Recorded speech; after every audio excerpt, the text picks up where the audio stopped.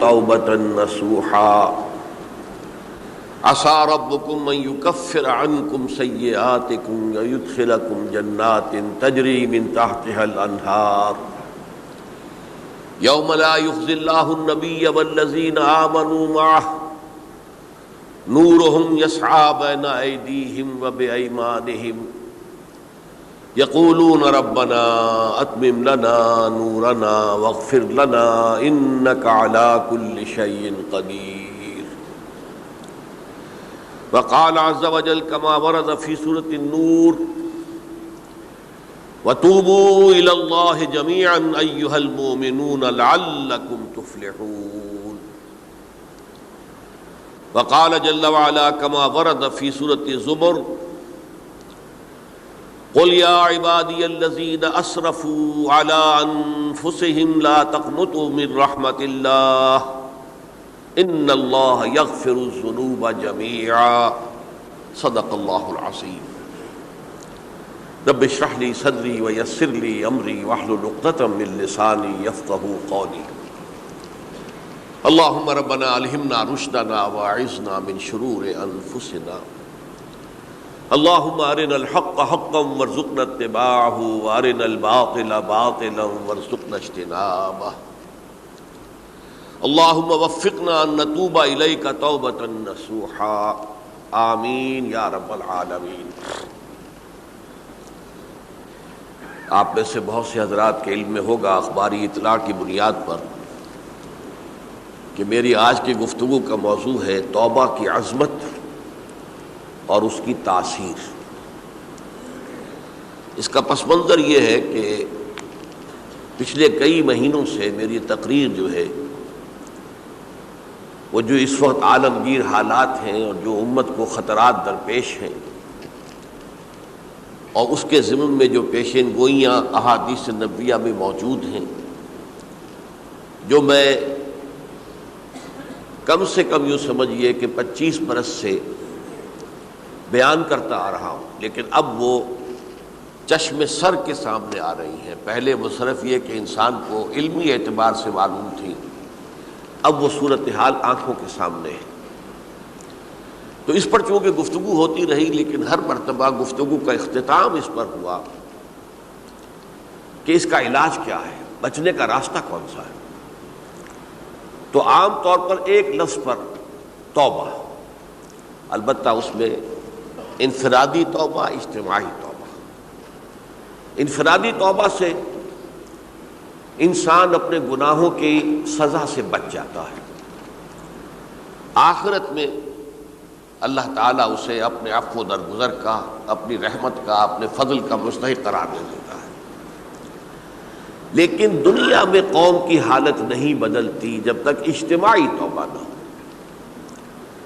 اس اجتماعی توبہ کے ضمن میں مختصراً تو میں نے کچھ باتیں عرض کی ہیں، لیکن پھر بھی چونکہ ہر مرتبہ گفتگو کے اختتام پر یہ بات آتی تھی اور وقت ختم ہو رہا ہوتا تھا، لہذا اس کے بارے میں تفصیل سے گفتگو نہیں ہو سکتی.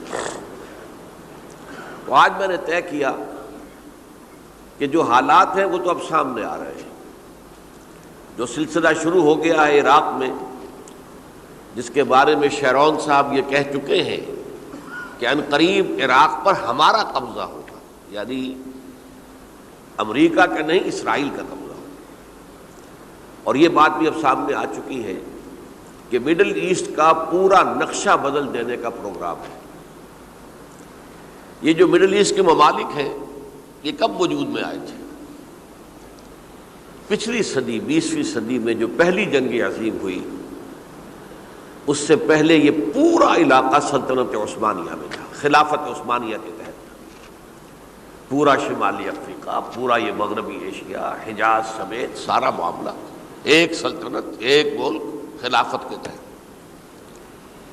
پہلی جنگ عظیم کے بعد پھر حصے بکھرے کیے انہوں نے، جیسے کہ مال غنیمت کو بیٹھ کر بعد میں تقسیم کیا جاتا ہے کہ اس عالم عرب کے جو ہیں اب ٹکڑے ٹکڑے کر دو اور انہیں باہم تقسیم کر دو. مصر، عراق یہ برطانیہ، شام، الجزائر یہ فرانس کا، لیبیا اطالویوں کا، آگے ہسپانویوں کا۔ یہ سارے ٹکڑے جو ہوئے تھے اور ملک بنے تھے، یہ تو اس وقت کی بندر بانٹ تھی۔ اسی طرح اب کہا جا رہا ہے کہ اس جنگ کے بعد حقیقت میں مڈل ایسٹ کا نقشہ تبدیل کر دیا جائے گا۔ یہ صرف چینج آف ریجیم نہیں ہے، چینج آف ریجن ہے، علاقے کا۔ اور اس کو ہم اپنی اصطلاح میں جب کہیں گے تو گویا کہ ایک عظیم تر اسرائیل کے قیام کا منصوبہ ہے جس پر عمل کا آغاز ہو گیا، ورنہ اس جنگ کی کوئی وجہ سمجھ میں نہیں آتی۔ کوئی جرم ثابت نہیں ہوا صدام کا۔ پہلی خلیج کی جنگ میں تو اس کا جرم ثابت تھا، اس نے کویت پر حملہ کیا تھا۔ اس وقت تو کوئی جرم سرے سے ہے ہی نہیں۔ ان کے اپنے معائنہ انسپیکٹر جا کر بتاتے رہے کہ کچھ نہیں دیکھا ہم نے، وہاں کچھ نہیں پایا۔ اس حوالے سے سوچئے کہ کیا جواز، کوئی جواز پوری دنیا میں یہ بات تسلیم کی جاتی ہے کہ بلا جواز حملہ ہے، اور کس قدر شدت سے ہے، کتنی طاقت سے ہے، کتنی قوت سے ہے، کتنی فوجیں آئی ہیں، کتنے جو ہے خلیج کے اندر جہاز کھڑے ہوئے ہیں جن پر سے کہ ہوائی جہاز اڑتے ہیں، کتنے چھوٹے چھوٹے جہاز کھڑے ہوئے ہیں، کہاں کہاں سے حملے ہو رہے ہیں۔ تو اصل میں وہ کتاب الملاحم کے اندر حضور نے جن خبروں کی پیشن گوئی کی تھی وہ اب ہمارے سامنے ہے۔ اسی طرح پاکستان کا معاملہ ہوتے ہوتے رفتہ رفتہ ہمارے گرد گھیرا تنگ ہو رہا۔ ہم پر ایک الزام تو وہ کہتے ہیں کہ آپ چاہے لاکھ دفعہ قسم کھا لیں ہم نہیں مانیں گے، شمالی کوریا کو ایٹمی صلاحیت جو ہے وہ آپ نے فراہم کی، ہمارے پاس ثبوت ہے۔ اس کے بدلے میں ان سے میزائل ٹیکنالوجی آپ نے لی ہے، ہمارے پاس ثبوت ہے۔ اور آپ کشمیر میں کراس بارڈر انفلٹریشن اور ٹیررزم کو روک نہیں سکے، آپ نے نہیں روکا ہے۔ اور یہ جو ہے فنڈامنٹلسٹ جو ہیں آپ کے ملک میں سر اٹھا رہے ہیں، 2 صوبوں میں ان کی حکومتیں بن گئی ہیں، اس سے تو اندیشہ ہے کہ کہیں ایٹمی صلاحیت جو ہے آپ کی وہ ان کے ہاتھ میں نہ چلی جائے، پھر تو وہ القاعدہ اور ٹیررسٹ کے حوالے پہنچ جائے گی۔ لہٰذا حالات جو ہیں بہت دگرگوں ہیں، اور یہی وجہ ہے کہ اس کا عکس ہمیں نظر آتا ہے۔ بھارت کا جو طرز عمل ہے اس وقت، جس طرح تھریٹننگ انداز اس کا اس وقت ہے، اتنا اس سے پہلے کبھی نہیں تھا۔ وہ کہتے ہیں کہ جو اصول امریکہ نے اختیار کیا ہے کہ جس ملک سے مستقبل میں کوئی اندیشہ ہے اس پر پہلے سے حملہ کرنے کا حق حاصل ہے ہمیں، یہ نہیں کہ اس کا کوئی جرم ثابت ہو، ہمیں اندیشہ ہے لہذا ہمیں حملہ کرنے کا حق حاصل ہے، تو اسی طرح پھر ہمیں بھی پاکستان کے اوپر حملہ کرنے کا حق حاصل ہے۔ بہرحال میں ان میں اب زیادہ وقت صرف نہیں کرنا چاہتا، یہ چیزیں تو اب رائٹنگ آن دی وال کی حیثیت سے ہماری نگاہوں کے سامنے ہیں۔ آج میں چاہتا ہوں کہ اس توبہ کے موضوع پر کچھ عرض کروں، اور اس میں بھی ایک خاص بات جس کی طرف کہ میرا ذہن حال ہی میں منتقل ہوا ہے، وہ آج اس میں یوں سمجھیے کہ اضافی طور پر آپ کے سامنے رکھوں گا۔ دیکھیے، توبہ کے بارے میں قرآن مجید میں بے شمار آیات ہیں، اور توبہ جو ہے ہماری دینی تعلیمات کا ایک اہم ستون ہے۔ میں نے ابھی صرف 3 مقامات سے آیات آپ کو سنائی ہے۔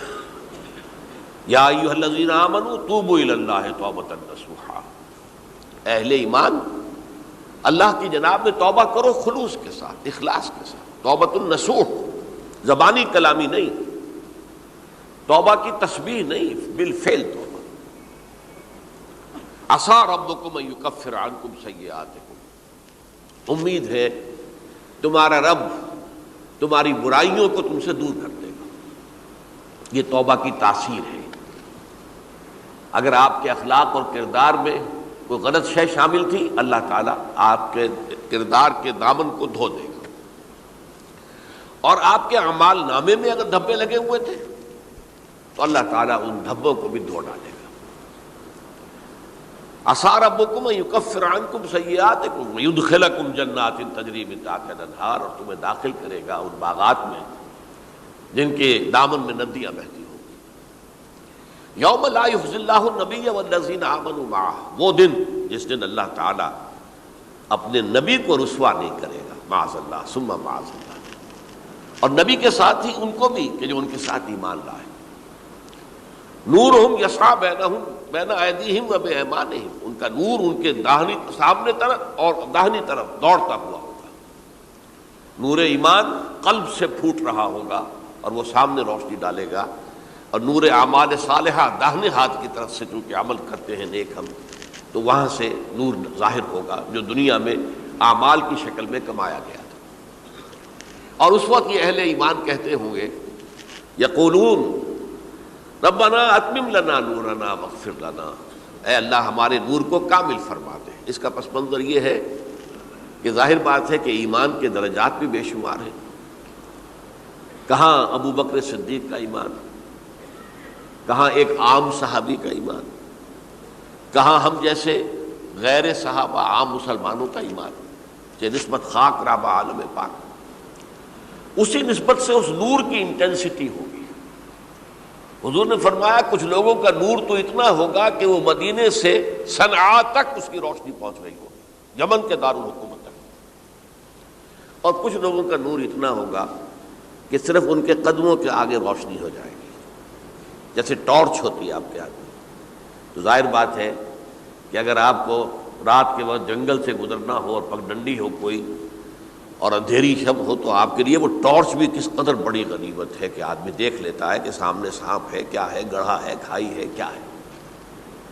تو اس روز وہ جن کو وہ ٹارچ نصیب ہو گئی وہ بھی بہت خوش قسمت، بہت خوش قسمت، بہت خوش قسمت ہوں گے. لیکن ان کا کیا کہنا جن کا نور مدینے سے صنعاء تک پہنچ رہا ہو. تو جن کے نور کی یہ انٹینسٹی کم ہوگی وہ اللہ سے دعا کرتے ہوں گے ربنا اتمم لنا نورنا، پروردگار ہمارے نور کو بھی کامل کر دے. تو نے اپنے ان بندوں پر کتنا فضل کیا ہے، کتنا بڑا نور ان کو عطا کیا. اتمم لنا نورنا، ہمارا نور بھی اس کا اتمام فرما دے، تکمیل کر دے. واغفر لنا، اور یہ کیسے ہوگا؟ ایسے ہوگا کہ ہمارے گناہوں کی پردہ پوشی کر دے. گناہوں کی پردہ پوشی ہوگی تو پھر اس نور کی انٹینسٹی میں اضافہ ہو جائے. واغفر لنا انک علی کل شیء قدیر، یقیناً تو ہر شے پر قادر. پھر میں نے آپ کو آیت سنائی سورہ نور کی، یہ آیت نمبر 31 بڑی طویل آیت ہے، اس کا آخری ٹکڑا ہے وَتُوبُوا إِلَى اللَّهِ جَمِيعًا أَيُّهَا الْمُؤْمِنُونَ لَعَلَّكُمْ تُفْلِحُونَ، اے ایمان والو اللہ کی جناب میں سب مل جل کر توبہ کرو تاکہ تم فلاح پاؤ. یہ گویا کہ اجتماعی توبہ کا جو میں نے آپ کے سامنے اصطلاح بیان کی ہے، یہ اس کا نقشہ ہے. اور ایک اور آیت جو میں نے آپ کو سنائی سورہ زمر کی آیت نمبر 53.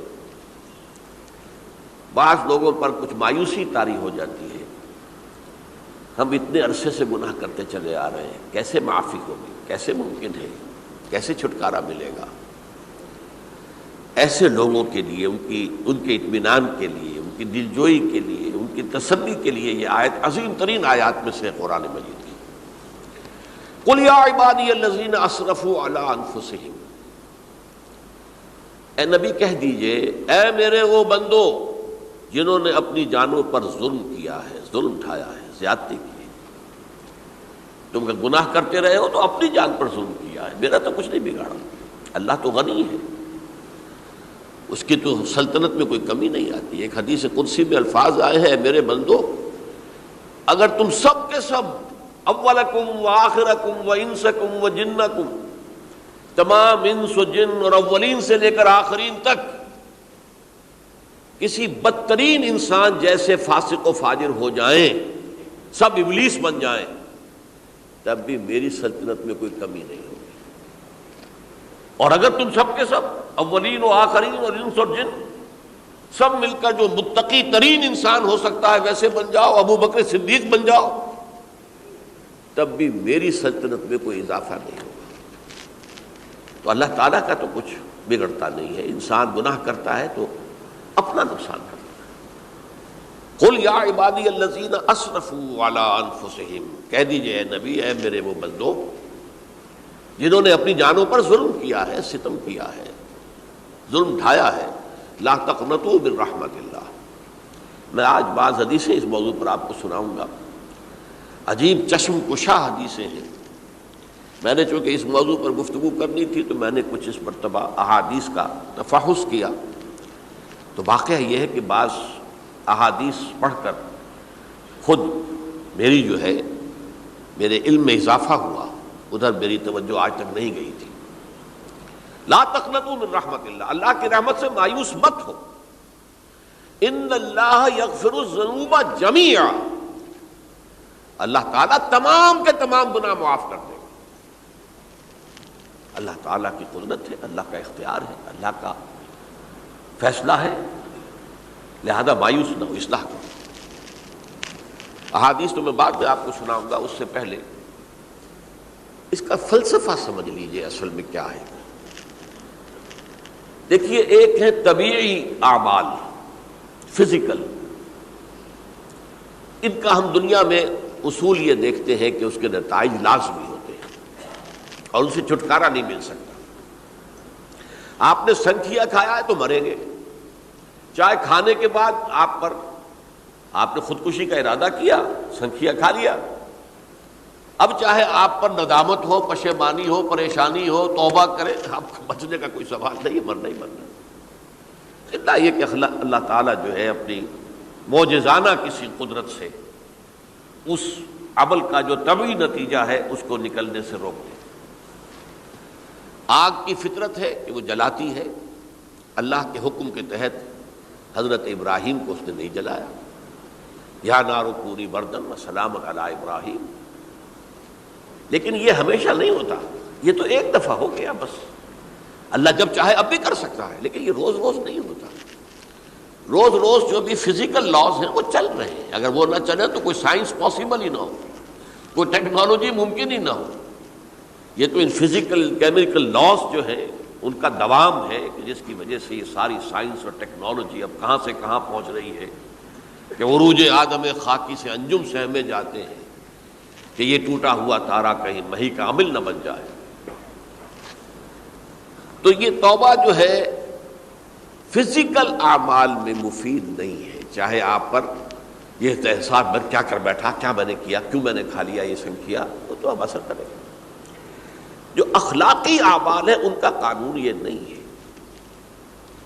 اخلاقی اعمال کے نتائج ختم ہو جاتے ہیں توبہ کے ساتھ۔ یہ ایک بہت بڑا قانون ہے، بہت بڑا قانون۔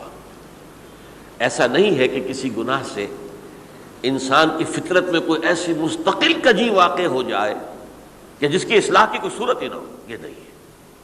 بڑے سے بڑے گناہ، بڑے سے بڑے گناہ توبہ کرو، خلوص دل سے کرو، جو اس کے اصول ہیں، جو اس کے قواعد ہیں، جو اس کے ضوابط ہیں، جو اس کی شرائط ہیں، ان کو پورا کرو۔ تو بڑے سے بڑے اعمال، برے سے برے اعمال، میں حدیثیں آج آپ کو سناؤں گا، حیران کو، کیونکہ عام طور پر یہی ہوتا ہے کہ مواعظ میں چونکہ لوگوں کو اصلاح کی ترغیب دلانی ہوتی ہے تو وہ جو انذار کا پہلو ہے اسے زیادہ نمایاں کیا جاتا ہے۔ اللہ کی طرف سے شدید ذو انتقام، اللہ انتقام لینے والا ہے، اللہ سزا دینے والا ہے۔ لیکن یہ دوسرا پہلو جو ہے وہ بھی اپنی جگہ پر بہت اہمیت کا حامل ہے کہ طبیعی اعمال کے نتائج اور عواقب اور اخلاقی اعمال کے نتائج و عواقب یہ ایک جیسے نہیں ہیں۔ اب اس معاملے میں تاریخ مذاہب عالم میں جو بہت بڑی غلطی ہوئی، بہت بڑی غلطی ہوئی، بہت بڑی غلطی ہوئی، تورات میں حضرت آدم اور حوا علیہ السلام سے جو غلطی اور خطا ہو گئی تھی، آپ اندازہ کیجئے کیا مقام اللہ نے عطا کیا تھا، سارے فرشتوں کو ان کے سامنے سجدہ کروا دیا تھا، اور ایک ہی حکم تو دیا تھا نا کہ اس درخت کے قریب نہ جانا، اور تو ابھی کوئی شریعت نہیں تھی، کوئی لمبے چوڑے احکام نہیں تھے، کھاؤ جہاں سے چاہو، اس ایک درخت کے پیچھے پاس نہ جانا، وَلَا تَقْرَبَا هَٰذِهِ الشَّجَرَةَ فَتَكُونَا مِنَ الظَّالِمِينَ۔ اور وہی کام کر بیٹھے حضرت آدم اور حضرت حوا علیہ السلام۔ کتنا بڑا گناہ، کتنا بڑا گناہ، کتنا بڑا گناہ۔ لیکن قرآن نے وضاحت کر دی کہ آدم نے توبہ کی، اللہ نے معاف کر دیا۔ اللہ تعالیٰ سے کلمات سیکھے، ندامت دل میں پیدا ہو گئی حضرت آدم کو، لیکن الفاظ نہیں تھے، کن الفاظ میں اللہ سے معافی مانگوں، مجھ سے خطا ہو گئی، بہت بڑی غلطی ہو گئی۔ وہ الفاظ بھی اللہ نے سکھائے، فتلقى آدم من ربہ کلمات، یہ ہے جس میں کہ وہ علامہ اقبال کا ایک شعر ہے ان کے نوجوانی کے دور کا، جس پر میں بھول رہا ہوں کہ داغ دہلوی تھے یا کوئی اور تھے کہ جنہوں نے علامہ سے کہا تھا میاں اس عمر میں اور یہ شعر، اس بڑی محفل میں بات آئی تھی کہ موتی سمجھ کے شان کریمی نے چن لیے قطرے جو تھے میرے عرق انفعال کے۔ انفعال کہتے ہیں عربی میں پشیمانی، شرمندگی، اور عام طور پر جب کسی انسان پر پشیمانی اور شرمندگی طاری ہوتی ہے تو پیشانی جو ہے اس پر کچھ پسینہ سا آتا ہے۔ تو قطرے جو تھے میرے عرق انفعال کے موتی سمجھ کے شان کریمی نے چن لیے، اللہ کی نگاہ میں ان کی اتنی قیمت، ان کی اتنی وقت میرے بندے نے پشیمانی اختیار کی ہے اپنے اس غلط کام کے اوپر، اسے رنج اور افسوس ہو رہا ہے، تو اللہ کی نگاہ میں اس کی یہ عظمت ہے، یہ قدرت ہے۔ تو اللہ تعالیٰ نے جب حضرت آدم کے دل میں وہ پشیمانی پیدا ہو گئی تو الفاظ نہیں تھے، کن الفاظ میں؟ ہم کہتے ہیں نا کہ مجھے سمجھ نہیں آ رہا کہ میں کس منہ سے آپ سے بات کروں، میری یہ حیثیت نہیں ہے، میں کن الفاظ میں اپنی جو ہے خطا کا اعتراف کروں۔ تو اللہ نے وہ کلمات خود سکھا دیے، فَتَلَقَّى آدَمُ مِن رَبِّهِ كَلِمَاتٍ فَتَابَ عَلَيْهِ إِنَّهُ هُوَ التَّوَّابُ الرَّحِيمُ۔ یہ چیز کہیں تورات جب دوبارہ مرتب ہوئی ہے تو وہ نکل گئی، اس میں رہ گئی، باقی اس میں شامل نہیں ہوئی۔ یہ تاریخی اعتبار سے جان لیجئے، تورات جو ہے وہ آج سے 2500 بلکہ 2600 برس قبل سے دنیا سے غائب ہے۔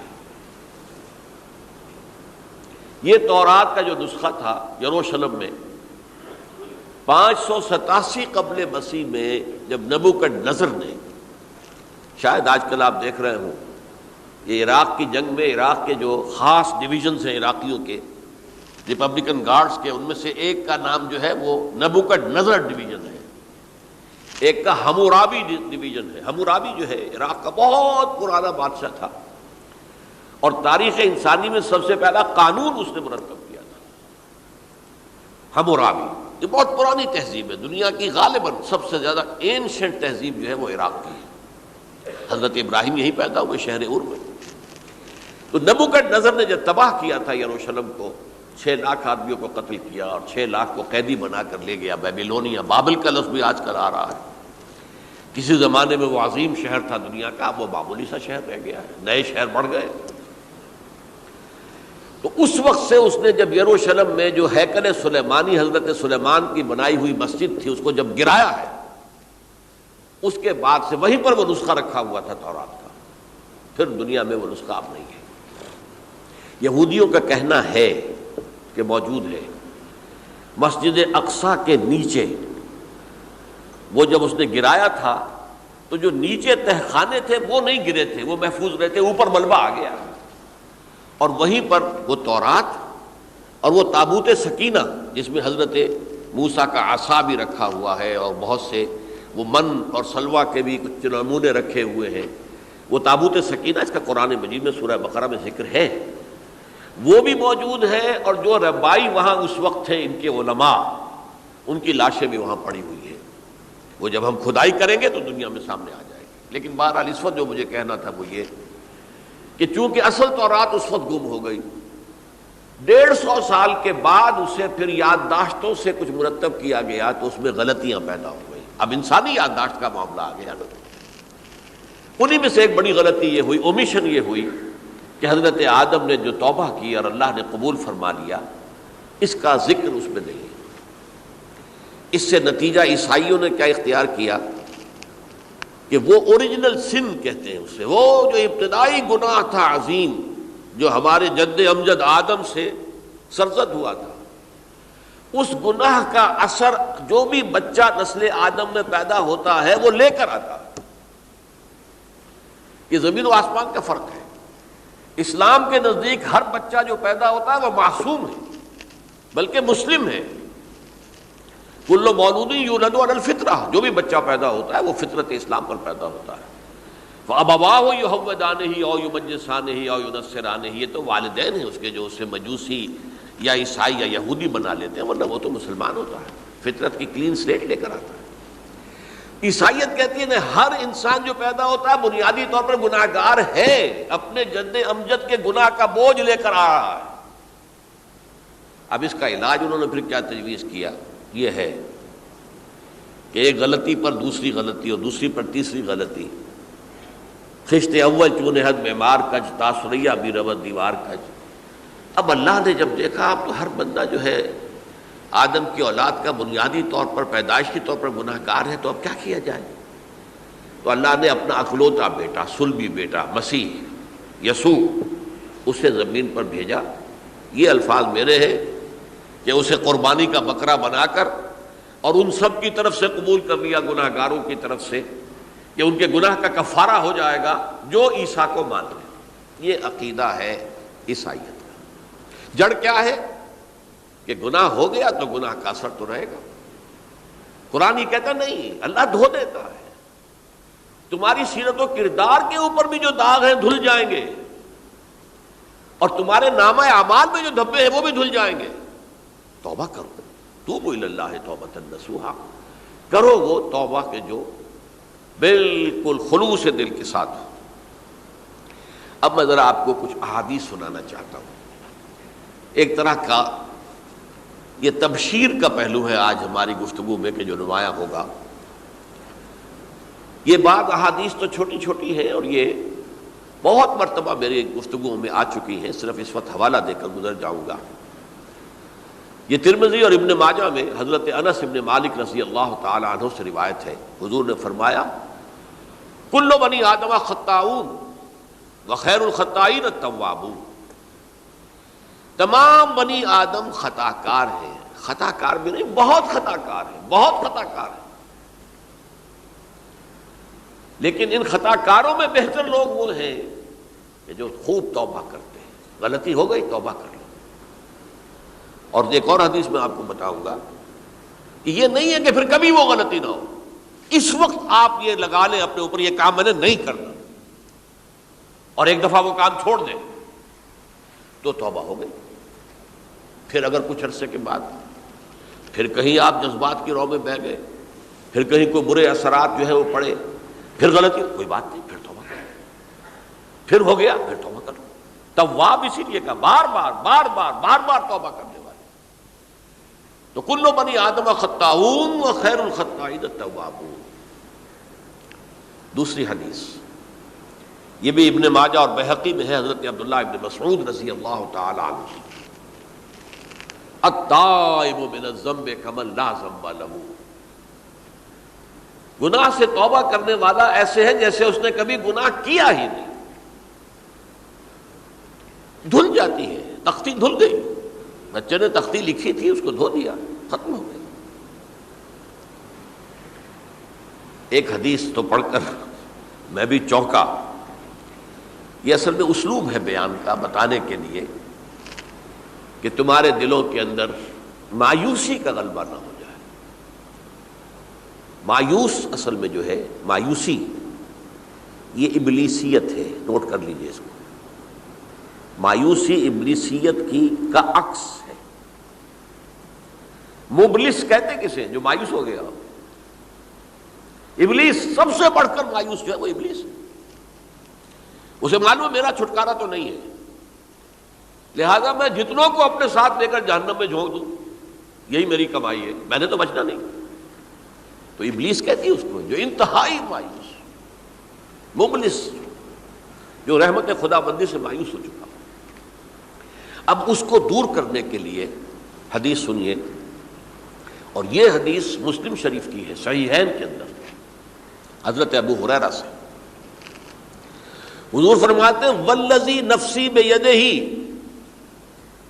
قسم ہے اس ذات کی جس کے ہاتھ میں میری جان ہے، لو لم تذنبوا، اگر تم لوگ گناہ نہ کرتے، لذهب اللہ بکم، تو اللہ تعالیٰ تمہیں لے جاتا کہیں اور، وَلَجَاءَ بِقَوْمٍ يُذْنِبُونَ، اور پھر کسی ایسی مخلوق کو پیدا کرتا ہے جو گناہ کرتے، فَيَسْتَغْفِرُوا اللَّهَ، اور پھر وہ اللہ سے استغفار کرتے اور توبہ کرتے فَيَغْفِرُ لَهُمْ، اور اللہ تعالیٰ انہیں معاف کر دیتا۔ تو میں نے عرض کیا کہ یہ بعض چیزیں ہوتی ہیں کہ جن کا واقع سے کوئی تعلق نہیں ہوتا، لیکن ایک زور بیان کے لیے، ایک بات کو ایمفیسائز کرنے کے لیے، جیسے قرآن مجید میں آتا ہے، اے نبی کہہ دو ان کان للرحمن ولد فانا اول العابدین، اگر اللہ کا کوئی بیٹا ہو تو میں سب سے پہلے میں اس کو پوجوں گا۔ جب میں اللہ کو پوجتا ہوں تو اللہ کا اگر کوئی بیٹا ہوتا تو کیا میں اسے نہ پوچھتا؟ لیکن نہیں ہے۔ اب یہ نہیں ہے، نفی کے لیے زور دیا کہ اگر اللہ کا کوئی بیٹا ہوتا، لو کان للرحمن ولد فانا اول العابدین۔ اسی طرح یہ ہے کہ اگر انسان گناہ نہ کرتے اور گناہ کے بعد توبہ کر کے اللہ تعالیٰ کی شان غفاری کا ظہور نہ ہوتا، یعنی یہ بھی ایک عجیب فلسفے کی بات ہے، اللہ نے یہ کائنات کیوں پیدا کی؟ قرآن مجید میں اس کو براہ راست ایڈریس نہیں کیا گیا اس مسئلے کو، میرے علم کی حد تک۔ ہو سکتا ہے کہیں بہت خفی انداز میں ہو اور ابھی تک میری نگاہ سے بھی جو ہے وہ چھپا رہ گیا، ہو سکتا ہے قرآن مجید کے غامض نکات ایسے ہو سکتے ہیں۔ کوئی شخص، میں تو کہتا ہوں کہ اگر کوئی شخص کہتا ہے، میرے بارے میں ایک عالم دین نے کہہ دیا تھا کہ اسے قرآن پر بڑا عبور حاصل ہے، تو میں نے انہیں پیغام پہنچایا، جن صاحب نے مجھے ان کا یہ جملہ سنایا تھا کہ آپ نے قرآن کی توہین کی ہے، قرآن پر عبور کسی انسان کو نہیں ہو سکتا۔ عبور کا مفہوم کیا ہے؟ دریا کے دو کنارے ہیں، آپ اس کنارے سے اس کنارے چلے گئے تو آپ نے عبور کیا دریا۔ قرآن کے کنارے ہیں ہی نہیں، لا پیدا کنار۔ لہذا یہ کہہ دینا کسی کے بارے میں کہ قرآن مجید، اب انہوں نے تو ایک طرح سے میری تعریف کی تھی، میرے ایک ساتھی سے جملہ کہا تھا، ان کے وہ عزیز تھے، تو گویا کہ وہ جو میری تنظیم میں تھے ان کو خوش کرنے کے لیے کہہ دیا ہو یا جو بھی ہو، ان کے دلی جذبات ہو سکتا ہے کہ میں نے کہا انہیں یہ میرا پیغام پہنچا دیجیے، آپ نے قرآن کی توہین کی ہے۔ قرآن پر عبور کسے ہو سکتا ہے؟ نہ معلوم کتنے مقامات ہیں کہ جہاں امام راضی بھی کھڑے ہوئے ایسے نظر آتے ہیں، دہشت زدہ، اعلم ان ھذا المقام مقام غامض مہیب عمیق، ہوشیار کے رہ بردم تیغست قدم را، ہوشیار ہو جاؤ، یہ بڑا خطرناک مقام ہے، بہت مشکل مقام ہے، اس کے تہ تک پہنچنا کسی کے لیے ممکن نہیں ہے۔ سورہ حدید کی آیت هو الاول والآخر والظاہر والباطن پر یہ الفاظ ہیں جو امام راضی نے لکھے۔ تو اس لیے میں آپ سے عرض کر رہا ہوں کہ یہ کہنے کا انداز ہے، والذی نفسی بیدہ لو لم تذنبوا، اس ہستی کی قسم جس کے ہاتھ میں میری جان ہے، اگر تم گناہ نہ کرتے، تو میں عرض کر رہا تھا تو اللہ کی شان غفاری کیسے ظاہر ہوتی؟ اللہ نے کائنات کیوں پیدا کی؟ کنت کنزا مخفیا فاحببت ان اعرف فخلقت الخلق۔ محدثین کرام اگرچہ اس حدیث کی سند کو پختہ نہیں مانتے، لیکن اکثر مفسرین نے اس کو تسلیم کیا ہے۔ علامہ آلوسی نے تسلیم کیا کہ میں ایک چھپے ہوئے خزانے کے مانند تھا۔ اب خزانہ کہیں پڑا ہے، اس کا کیا حاصل کیا ہے؟ وہ تو کہیں کھلے، کسی کے پاس جائے، کوئی اسے فائدہ اٹھائے تب تو کوئی فائدہ ہوا نا۔ تو کن تو کنزا مخفیا، میرے اندر طاقت تھی، قوت تھی، خلاقی تھی، میری شان ساری میرے اندر ہی اندر تھی نا۔ کن تو کنزا مخفیا فاحببت ان اعرف، تو میں نے یہ چاہا کہ مجھے پہچانا جائے۔ فخلقت الخلق، تو میں نے خلق کی تخلیق کی ہے، اب مجھے پہچانو اس کائنات کے ذریعے سے، یہ میری تخلیق ہے، آؤ دیکھو۔ ایک مصور اپنی تصویروں کی نمائش لگا، دیکھو میرے شاہکار، آؤ دیکھو، یہ میرے فن کے کمال کے نمونے، آؤ دیکھو۔ تو یہ ہے سب، دیکھو زمین آسمان، ان فی خلق السماوات والارض واختلاف اللیل والنہار والفلک التی تجری فی البحر بما ینفع الناس وما انزل اللہ من السماء من ماء فاحیا بہ الارض من بعد موتہا۔ یہ ساری آیات ہیں، غور کرو۔ اور اسی لیے انسان کو پیدا کیا جس میں یہ فیکلٹی آف اپریسیشن، اللہ کے حسن و جمال و کمال کو پہچاننے کی صلاحیت ہے۔ ورنہ ظاہر بات ہے کہ یہ جمادات کیا پہچانیں گے اللہ کو؟ یہ پہاڑ کیا پہچانے گا اللہ کو؟ اللہ کو پہچاننے کی صلاحیت انسان میں ہے. تو یہ چونکہ ایک فلسفہ ہے باقاعدہ کہ اللہ نے تعالیٰ، اسی سے میں کہہ رہا ہوں اگر گناہ نہ ہوتا اور پھر توبہ نہ ہوتی اور میں اس کو معاف نہ کرتا تو میری شان غفاری کا ظہور کیسے ہوتا؟ میری شان ہے نا، غفار بھی ہوں، ستار بھی ہوں، اس کا ظہور کیسے ہوتا؟ تو والذی نفسی بیدہ لو لم تذنبوا لذهب اللہ بکم ولجاء بقوم یذنبون فیستغفروا اللہ فیغفر لهم. اگر تم لوگ گناہ نہ کرتے تو اللہ تمہیں ختم کر کے کوئی اور ایسی مخلوق پیدا کرتا کہ جو گناہ کرے اور پھر وہ توبہ کرے اور اللہ اسے معاف کرے. اسی سے ملتی جلتی ایک حدیث ہے، یہ امام احمد اور امام بہقی لائے ہیں اور اس کے راوی حضرت علی ہے رضی اللہ تعالی عنہ. ان اللہ یحب العبد المؤمن المفتن التواب. اللہ تعالیٰ کو بہت محبت ہے، یحب. اب دیکھیے ایک طرف وہ آیات ذہن میں لائیے، اللہ تعالیٰ کن سے محبت کرتا ہے؟ واللہ یحب المحسنین. یا وہ لوگ ان اللہ یحب الذین یقاتلون فی سبیلہ صفا کانہم بنیان مرصوص. اللہ محبت کرتا ہے اپنے ان بندوں سے جو اس کی راہ میں جنگ کرتے ہیں صفے باندھ کر، گویا سیسا پلائی ہوئی دیوار ہے. یہ ہے مثبت کام، نیک کام، محسنین، اللہ کی راہ میں قتال کرنے والے. یہاں اس کے برعکس کہا جا رہا ہے ان اللہ یحب، اللہ تعالیٰ محبت کرتا ہے اپنے اس بندے سے العبد المومن، جو مومن ہو. اس کی ایک اور بڑی پیاری حدیث آئے گی، المفتن التواب، جو بہت فتنوں میں مبتلا ہو جاتا ہو اور پھر بہت توبہ کرتا ہو. مفتن التواب، لیکن ساتھ ہی پلٹتا ہو، رجوع کرتا ہو، پھر اللہ کے حضور میں حاضر ہوتا ہو، پھر معافی مانگتا ہو. اللہ تعالیٰ کو اپنا ایسا بندہ بہت پسند ہے. اب میں کچھ اور حدیثیں آپ کو سنا رہا ہوں. توبہ کا دروازہ دو اعتبارات سے کہا گیا ہے کہ ایک وقت آنے پر بند ہو جاتا ہے.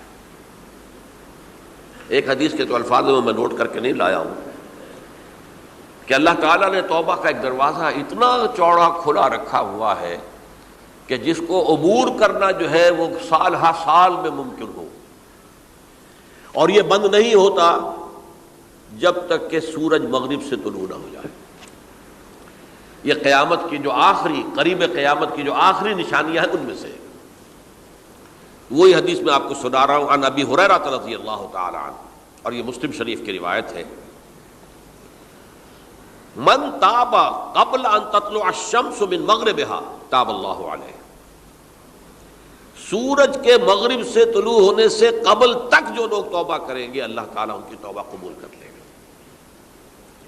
البتہ جب وہ قیامت کی وہ نشانی ظاہر ہو جائے کہ سورج مغرب سے طلوع ہو رہا ہے، اب دروازہ توبہ کا بند ہے. اب اس کے بعد اگر توبہ کوئی کرتا ہے تو اللہ تعالیٰ اس کی توبہ کو قبول نہیں کرے گا. یہ تو اجتماعی سطح پر ہوئی. انفرادی سطح پر عن عبداللہ ابن عمر رضی اللہ تعالی عنہما عن النبی صلی اللہ علیہ وسلم قال ان اللہ عز وجل یقبل توبۃ العبد ما لم یغرغر. یہ ترمذی میں ہے حضرت عبداللہ ابن عمر رضی اللہ تعالی عنہما سے کہ اللہ تعالیٰ اپنے بندے کی توبہ قبول کرتا ہے جب تک کہ وہ جسے ہم کہتے ہیں گھنگرو نہ بولنے لگے حلق کے اندر، جبکہ نزع، عالم نزع ہو اور جان جو ہے وہ آ کر پھر یہاں اٹکتی ہے، تو اس وقت تک دروازہ کھلا ہے توبہ کا. لیکن جب یہ شکل ہو گئی تو دروازہ بند.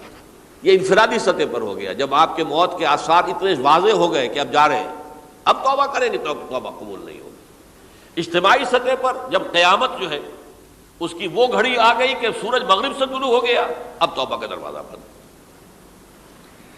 ایک اور حدیث ہے جو میں نے بہت مرتبہ اس کا ترجمہ تو آپ کو بہت دفعہ سنایا ہے، آج میں چاہتا ہوں اس کو پورے متن کے ساتھ آپ کے سامنے رکھوں. یہ حضرت انس بن مالک رضی اللہ تعالیٰ عنہ سے مروی روایت ہے جو حضور کے خادم خاص تھے، اور یہ متفق علیہ بھی ہے، یعنی بخاری میں بھی ہے، مسلم میں بھی ہے، لیکن تھوڑا سا فرق ہے الفاظ کا. تو جو مسلم شریف کی روایت ہے اس کے الفاظ کیا ہے؟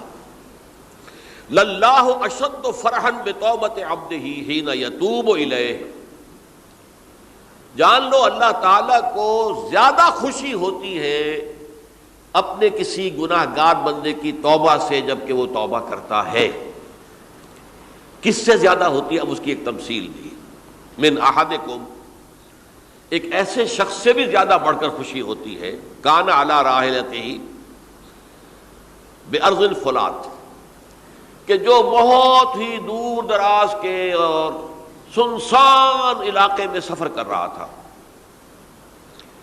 فانتحرفت منہ، اس کی سواری جو ہے گم ہو گئی، وعلیہا طعامہ وشرابہ، اسی پر اس کا کھانا بھی تھا اور پانی بھی تھا، اونٹنی پر سفر کر رہا تھا، اسی پر ہوتا ہے راحلہ جو ہے راستے کا سامان، اچانک کہیں بیٹھا ہے تھوڑی دیر کے لیے سستانے کے لیے، کہیں اونگ آ گئی اور اونٹنی صاحبہ غائب ہو گئی۔ اب آنکھ کھلی اور اس نے دیکھا، فَأَيَّسَ مِنْهَا، تلاش کر کر کے مایوس ہو گیا، کہیں اونٹنی کا سراغ نہیں۔ اب ظاہر بات ہے کسی صحرا میں یہ کیفیت، اس کا مطلب کیا ہے؟ یقینی موت۔ فَأَتَىٰ شَجَرَةً فَاسْتَجَعَ فِي ظِلِّهَا وَقَدْ أَيَسَ مِنْ رَاحِلَتِهِ، تو وہ ایک درخت کے نیچے اس کے سائے میں آ کے لیٹ گیا، گویا کہ موت کی امید میں۔ فَبَيْنَهُمَا وَهُوَ كَذَلِكَ إِذْ هُوَ بِهَا قَائِمَةٌ عِندَهُ، اس کی کہیں دوبارہ آنکھ لگی ہے، جو کھولا تو دیکھتا ہے اونٹنی تو موجود ہے، کھڑی ہے، تو وہ فوراً اس کی وہ جو رسی ہے وہ پکڑتا ہے، فَأَخَذَ بِخِتَامِهَا ثُمَّ قَالَ مِن شِدَّةِ الْفَرْحِ، اب جو اسے مسرت ہوئی اس کا آپ اندازہ کر سکتے ہیں، ایک یقینی موت کا معاملہ آ چکا تھا، اور اچانک اللہ تعالیٰ نے وہ کھوئی ہوئی اونٹنی جو ہے وہ واپس دلا دی۔ تو وہ کہنا تو یہ چاہتا تھا، اللہ تو میرا رب ہے، میں تیرا بندہ ہوں، لیکن جسے ہم کہتے ہیں کہ خوشی کی انتہا فرط مسرت میں ایسی زبان لڑکھڑائی، اس نے کہا اللہم انت عبدی وانا ربک، اے اللہ تو میرا بندہ ہے، میں تیرا رب ہوں، یہ کہہ بیٹھا۔ تو یہ کیا ہے؟ فرط مسرت جسے آپ کہیں، خوشی کی انتہا، کہ جس میں انسان جو ہے اتنی بڑی خطا کر بیٹھتا ہے۔ اللہ کو اپنے کسی گناہ گار بندے کی توبہ سے اس سے بھی زیادہ خوشی ہوتی۔ اب ظاہر بات ہے کہ یہ تماثیل کس لیے ہے؟ بعض لطائف، بعض حقائق اتنے لطیف ہوتے ہیں کہ ان کو بیان نہیں کیا جا سکتا بتمام و کمال، تو مثالوں کا سہارا لیتے ہیں۔ اللہ کو کتنی خوشی ہوتی کیا سمجھیں گے ہم؟ لہذا یہ مثال تو سمجھ میں آ گئی نا، کہ ایک لقودق صحرا میں انسان سفر کر رہا تھا، ایک ہی اونٹنی ہے، اسی پر اس کا پانی ہے، اسی پر اس کا کھانا ہے، اور کہیں ٹھہرا ہے تھوڑی دیر کے لیے اور اونٹنی غائب ہو گئی، اور اس کے بعد تلاش کر کے شمال مغرب جنوب ہر طرح دیکھ لیا، اب تک کہیں اونٹنی کا سراغ نہیں۔ اب موت کے انتظار میں لیٹ گیا کہ اچانک دیکھتا ہے کہ اونٹنی موجود ہے، تو وہ اس شدت فرح میں یہ کہہ بیٹھتا ہے اللہم انت عبدی وانا ربک انا للہ و انا الیہ راجعون۔ اب دیکھیے ایک حدیث وہ آ رہی ہے، اور اس کو یوں سمجھیے، اللہ تعالیٰ نے جو انسان پیدا کیے ہیں ان کے مزاج مختلف ہیں۔ ان میں کچھ لوگ ہوتے ہیں جو قوی ہوتے ہیں ارادے کے، جو فیصلہ کر لیا ڈٹ گئے۔ کچھ لوگوں میں وہ قوت ارادی اتنی مضبوط نہیں ہوتی، وہ ادھر ادھر سوچتے رہتے ہیں۔ کچھ لوگ جسمانی طور پر بہت توانا ہوتے ہیں، کچھ لوگ جسمانی طور پر پیدائشی طور پر کمزور ہوتے ہیں۔ تو اگر کوئی قوت ارادی کمزور رکھنے والا شخص ہے، وہ بھی تو اللہ کی تخلیق ہے، اللہ کا بندہ ہے، خطاؤں کا ظہور ہو جاتا ہے، توبہ کرتا ہے، پھر کچھ عرصے کے بعد پھر خطا کا ظہور ہو جاتا ہے، پھر توبہ کرتا ہے، تو ہم تو یہ سمجھیں گے کہ ایک حد کے بعد پھر اس کی توبہ قبول نہیں ہونی چاہیے۔ لیکن حدیث سنیے، وعن ابی ہریرہ رضی اللہ تعالی عنہ قال قال رسول اللہ صلی اللہ علیہ وسلم ان عبدا اذنب ذنبا، یقیناً ایک بندہ جو ہے وہ ایک گناہ کرتا ہے،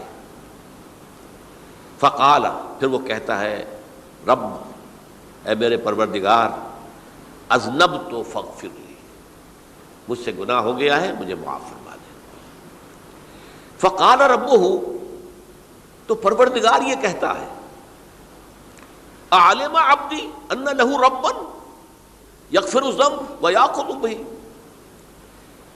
میرا یہ بندہ یہ جانتا ہے کہ اس کا ایک رب ہے جو گناہ معاف بھی کر سکتا ہے اور سزا دے بھی سکتا ہے۔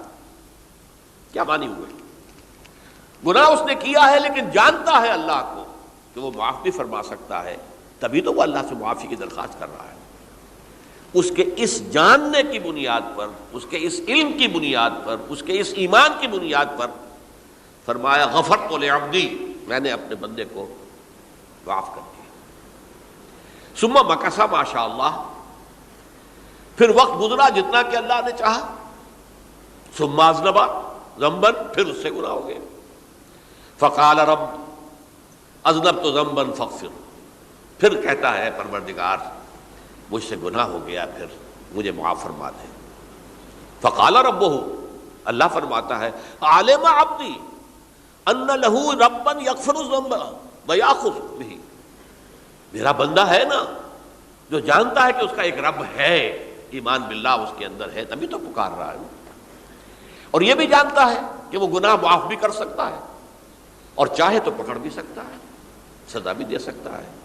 تو فرمایا، اللہ تعالیٰ فرماتے ہیں میں نے فرمایا کہ میں نے معاف کر دیا۔ ثم مکث ما شاء اللہ، پھر ایک عرصہ گزرا اس کے بعد۔ ثم اذنب ذنبا، پھر اس نے گناہ کیا۔ قال رب اذنبت ذنبا آخر، اس نے کہا پروردگار میں نے تو پھر ایک اور گناہ کر دیا، فاغفر لی، مجھے بخش دے۔ فقال اعلم عبدی ان لہ ربا یغفر الذنب ویأخذ بہ، میرا بندہ جانتا ہے نا کہ اس کا ایک رب ہے جسے وہ پکار رہا ہے، کہ اور وہ جانتا ہے کہ اسے اختیار حاصل ہے کہ چاہے تو بخش دے اور چاہے تو پکڑ لے۔ اس کے اس علم، اس ایمان کی بنیاد پر میں نے اسے معاف کر دیا۔ ایک اور حدیث، میں نے چونکہ اس گفتگو کے لیے ان احادیث کا تفحص کیا ہے، یہ تو بہت ہیں حدیثیں، میں نے ان میں سے کچھ چنی ہیں۔ ہمارے بعض واعظ ناصح وہ بھی کسی شخص کو روکتے رہے، برائیوں سے روکتے رہے، نہیں رکتا، تو کہیں غصے میں آ کے اللہ تجھے کبھی معاف نہیں کرے گا۔ یہ کتنا بڑا جرم ہے، اس کا اندازہ کیجئے اس حدیث سے۔ تم میرے بندے کو میری رحمت سے مایوس کر رہے ہیں، کتنا بڑا جرم ہے، اس کا اندازہ کیجئے۔ یہ مسلم شریف کی روایت ہے، عن جندب، حضرت جندب رضی اللہ تعالی عنہ سے، ان رسول اللہ صلی اللہ علیہ وسلم حدث، کہ اللہ کے رسول صلی اللہ علیہ وسلم نے ایک واقعہ بیان کیا، ان رجلا قال، کہ ایک شخص نے یہ کہا، واللہ لا یغفر اللہ لفلان، کہ خدا کی قسم اللہ تعالیٰ فلاں شخص کو کبھی معاف نہیں کرے گا۔ وَأَنَّ اللَّهَ تَعَالَى قَالَ، اس پر اللہ تعالیٰ نے یہ فرمایا، مَنْ ذَا الَّذِي يَتَعَالَّىٰ عَلَيَّ، یہ کون ہے جو میرے اوپر حکومت کرنے والا آ گیا، جو میری طرف سے حکم لگا رہا کہ میں کبھی معاف نہیں کروں گا۔ مَنْ ذَا الَّذِي، کون ہے وہ شخص، الَّذِي يَتَعَالَّىٰ عَلَيَّ اَنِّي لَا أَغْفِرُ لِفُلَانٍ، کہ میں فلاں شخص کو کبھی معاف نہیں کروں گا۔ قد غفرت لفلان، اس کو تو میں نے معاف کر دیا۔ وَأَحْبَطْتُ عَمَلَهُ، اس شخص کے تمام اعمال میں نے ضائع کر دیے کہ تم نے میرے بندے کو مایوس کیا۔ یہ ہے جرم کی انتہا۔ تو توبہ کی دعوت دیتے رہو، توبہ کے لیے لوگوں کو آمادہ کرتے رہو، توبہ جو ہے اس کے لیے ترغیب دیتے رہو، اللہ تعالیٰ معاف فرمانے والا۔ اب آخری حدیث سنا رہا ہوں، یہ تو بہت ہی عجیب حدیث ہے اور متفق علیہ، یہ بخاری اور مسلم دونوں میں۔ حضرت ابو سعید الخدری رضی اللہ تعالی عنہ جو ہے وہ اس کے راوی ہیں۔ حضور نے فرمایا، کانا فی من کانا قبلکم رجل قتل 99 نفسا، تم سے پہلے جو امت تھی بنی اسرائیل، گویا کہ ان کا ذکر ہے، اس میں ایک آدمی ایسا تھا جس نے 99 قتل کیے تھے۔ اب آپ اندازہ کیجئے کتنا بڑا گناہ کبیرہ ہے قتل. قرآن مجید میں آتا ہے فَكَأَنَّمَا قَتَلَ النَّاسَ جَمِيعًا. اگر ایک انسان کو بھی ناحق قتل کر دیا گیا تو یہ ایسی ہے گویا کہ اس نے پوری نوع انسانی کو قتل کر دیا. اس نے 99 قتل کیے. فَهَلْ لَهُ مِن تَوْبَةٍ. پھر اس کے بعد یہ ہوا کہ اس کے اندر توبہ کا جذبہ پیدا ہوا.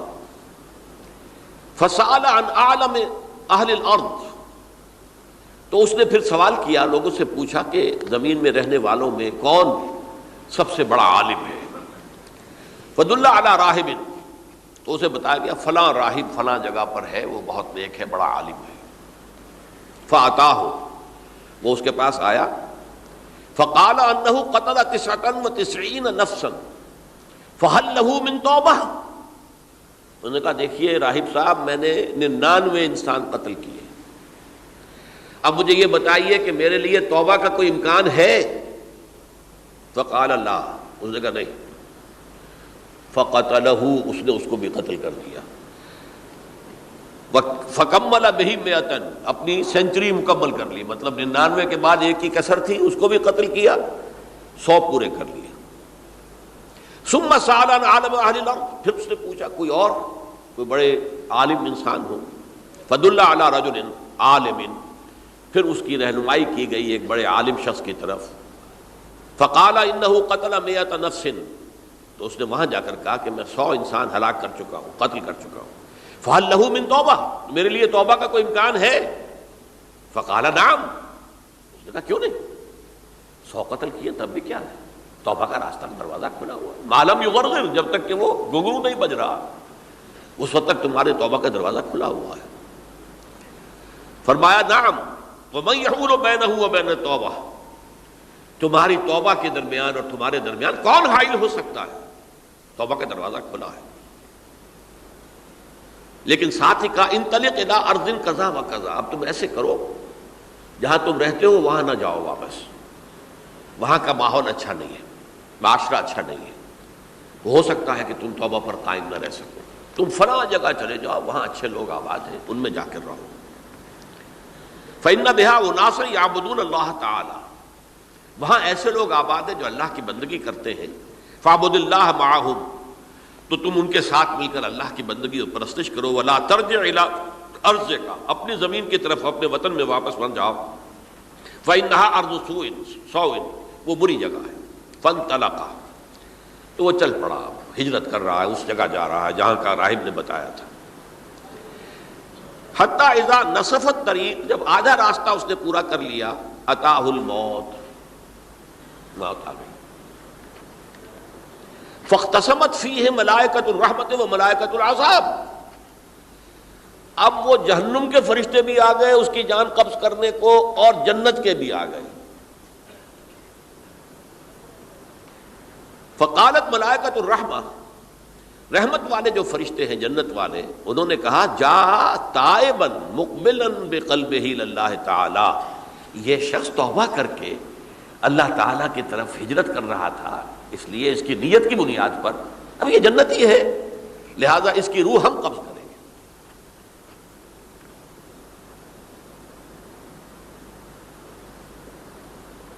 وقالت الملائکۃ العذاب.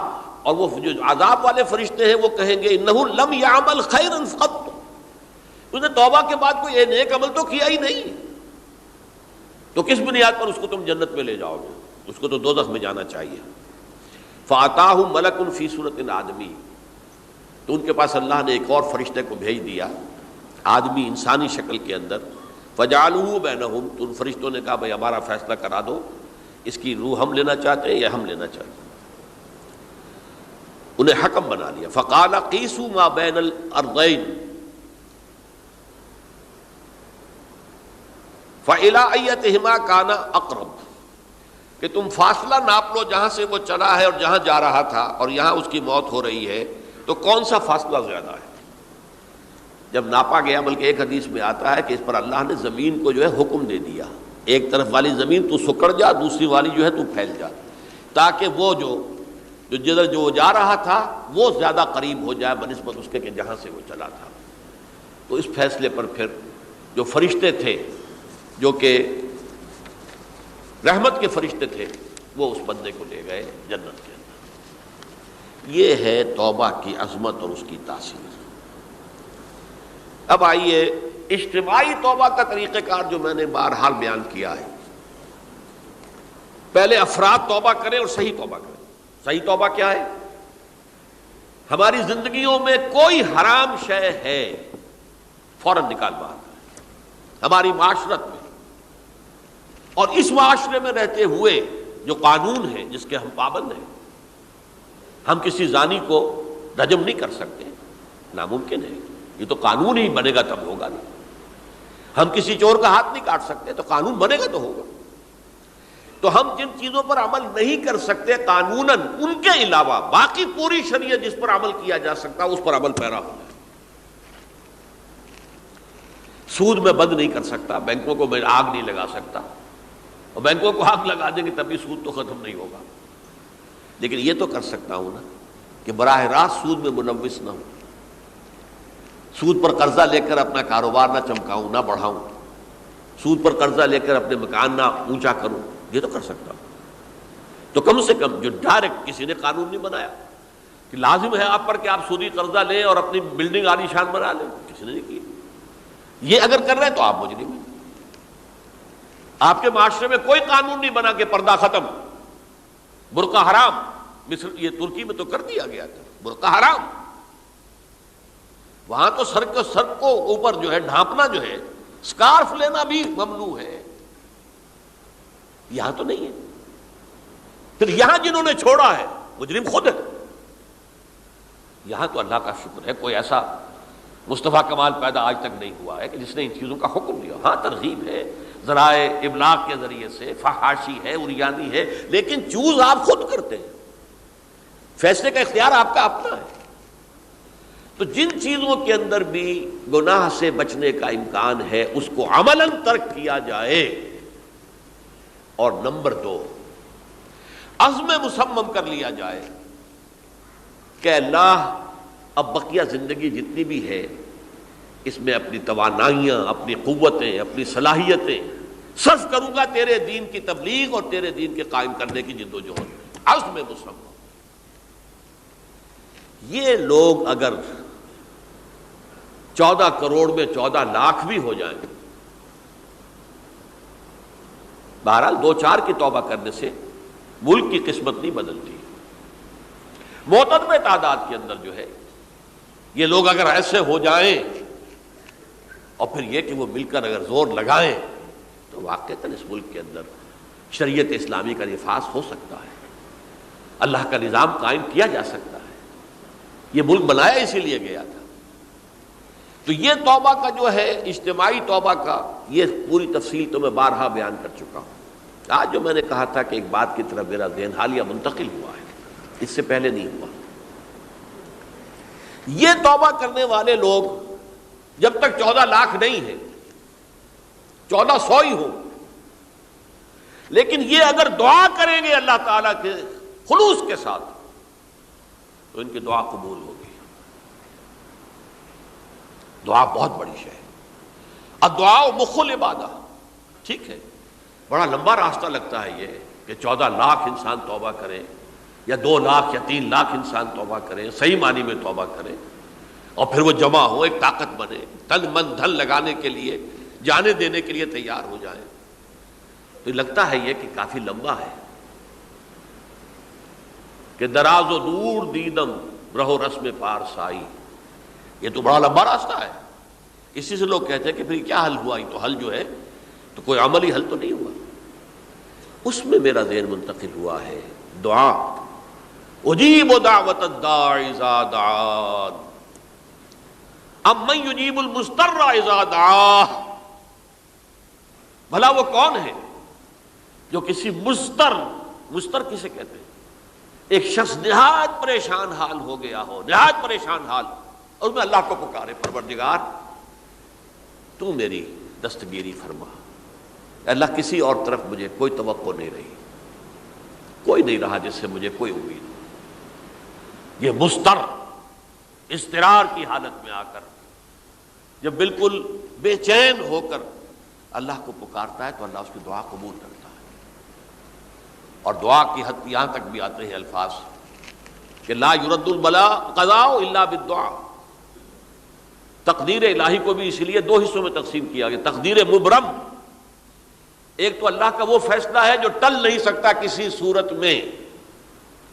ایک تقدیر معلق ہوتی ہے تو صحیح اللہ کا فیصلہ، لیکن اس میں تبدیلی ہو سکتی ہے. یہ جو تقدیر معلق ہوتی ہے اس میں دعا انتہائی مؤثر شے ہے. لا يرد البلاء الا لا يرد القضاء الا بالدعاء. قضا جو ہے وہ نہیں بدل سکتی سوائے دعا کے. اس دعا کی تو کم سے کم ہم منادی کریں، لیکن پہلے شرط وہی ہے، ورنہ وہ دعا نہیں ہے، ورنہ وہ توبہ نہیں ہے. توبہ صحیح ہو، حرام سے اپنے وجود کو، اپنے گھر کو پاک کریں، اس کے بغیر کچھ نہیں. اس کے بغیر تو جیسے کہ کہا گیا سورہ مائدہ میں قل یا اہل الکتاب لستم علی شیء حتی تقیموا التوراۃ والانجیل. اے نبی ان سے کہہ دیجئے اے اہل کتاب تمہاری کوئی حیثیت اللہ کی نگاہوں میں نہیں ہے، تمہاری کوئی دعا اللہ کے ہاں قابل پذیرائی نہیں ہے جب تک کہ تم تورات اور انجیل کو قائم نہیں کرتے. لہذا دعائیں تو نہ بنو. 30 لاکھ آدمی جو ہے حج کے موقع پر کیسی کیسی دعائیں مانگتے ہیں. کہاں جا رہی ہیں دعائیں؟ کہاں ہیں ان کی قبولیت کے آثار؟ توبہ صحیح ہو. اور توبہ کے بارے میں آج میں نے امکانی حد تک آپ کے سامنے آج ترغیب و تشویق کا پہلو رکھا ہے. مایوسی، اس کو کہا بھی جاتا ہے مایوسی کفر ہے. اور میں نے آپ سے کہا آج کہ لا تقنطوا من رحمت اللہ ان اللہ یغفر الذنوب جميعا. 99 قتل کیے ہوں، 100 قتل کیے ہوں، تب بھی توبہ کرو گے تو اللہ توبہ قبول فرمائے گا. اور کس شان کے ساتھ قبول فرمائے گا اس حدیث کے اندر آیا، متفق علیہ حدیث صحیح بخاری اور صحیح مسلم کے اندر ہے. تو اگر ہم اس توبہ کی منادی کریں نمبر 1، اور جو لوگ توبہ کریں صحیح معنی میں، ایک طرف تو وہ جد و جہد شروع کر دیں اللہ کے دین کے قائم کرنے کی جد و جہد، اس میں پیچھے نہ رہیں، لیکن اس اثناء میں جو دعائیں وہ کریں گے اللہ تو نے یہ ملک ہمیں عطا کیا تھا، ہم نے اپنے زور بازو سے اسے نہیں حاصل کیا. یہ سلطنت خدا داد پاکستان ہے، اور اے اللہ اے خاص ہے خاصان رسول وقت دعا ہے، امت پہ تیری آ کیا جب وقت پڑا ہے. میں اپنے احساسات جو ہیں آپ کے سامنے الفاظ میں بیان نہیں کر سکتا. یہ جب یروشلم کی تباہی ہوئی تھی جس کا میں نے ذکر کیا ہے، 6 لاکھ انسان قتل ہوئے تھے، اور 6 لاکھ کو نبوکدنضر جو تھا وہ ہانک کر بھیڑوں بکریوں کی طرح بیبیلونیا لے گیا تھا. اس سے پہلے کتنے ہی نبی اہل کتاب کے وہ کہتے رہے تھے کہ ہوش کرو توبہ کر لو. بلکہ ایک جگہ کے الفاظ یہ ہیں درخت کی جڑ پر کلہاڑا رکھا جا چکا ہے، اب بھی ہوش میں آ جاؤ. ہوش میں نہیں آئے. دنیا پرستی جو بھی ان کے نفس پرستی جو بھی ان کے اوپر مسلط ہو چکی تھی، اس نے انہیں توبہ نہیں کرنے دی. تباہی و بربادی ہو گئی. آج ہماری نگاہوں کے سامنے عراق کے ساتھ کیا ہو رہا ہے، بغیر اس کے کہ کوئی جرم ہو سکا، بغیر اس کے. ہم تو بڑے بڑے جرم کر چکے ہیں ان کی نگاہ میں. نان پرولیفریشن ٹریٹی جو ہے اس کے خلاف ہمارا عمل جا رہا ہے. پوری دنیا کے اندر انہوں نے کہا کہ ہم اس کو ایٹمی صلاحیت کو نہیں پھیلنے دیں گے. وہ ایک خاص وقت میں افغانستان میں انہیں ہماری ضرورت تھی، اپنے اصل دشمن USSR اپنے مقابل کی طاقت کو ختم کرنے کے لیے. اس وقت انہوں نے اپنا منہ جو ہے پھیر لیا تھا، نہیں دیکھا تھا، اور ہمارے ہاں اللہ کی یہ رحمت آ گئی کہ ایٹمک صلاحیت بھی حاصل ہو گئی. اور پوری دنیا میں شاہ عبداللہ نے کہا تھا، پرنس عبداللہ نے، کہ یہ آپ کا نہیں ہے. یہ جو نواز شریف صاحب سے جب اس کا ہم نے دھماکہ کیا ہے، یہ بم آپ کا نہیں ہے، یہ پوری امت مسلمہ کا بم ہے. کیسے یہ برداشت کر سکتے ہیں یہودی اور یہودیوں کے اعلی کار عیسائی، خاص طور پر پروٹیسٹنٹس، ویسپ، وائٹ اینگلو سیکسن پروٹیسٹنٹس؟ ناممکن. تو سمجھ لیجئے کہ پاکستان کی جڑوں پر بھی تیشہ رکھا جا چکا.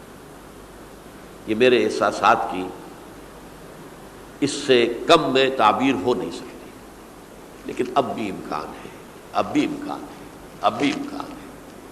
توبہ کرو، توبہ کراؤ، مل جل کر طاقت بنو، کوشش کرو کہ یہاں اسلام کا نظام آ جائے. اور اس اسنا میں بھی دعا کرو اللہ تعالیٰ سے کہ اللہ ہمیں مہلت عطا فرما دے، ہمیں کچھ اور مہلت عطا فرما دے، اے اللہ ہمیں کچھ اور مہلت عطا فرما دے۔ بارک اللہ لی ولکم فی القرآن العظیم ونفعنی وإیاکم بالآیات والذکر الحکیم۔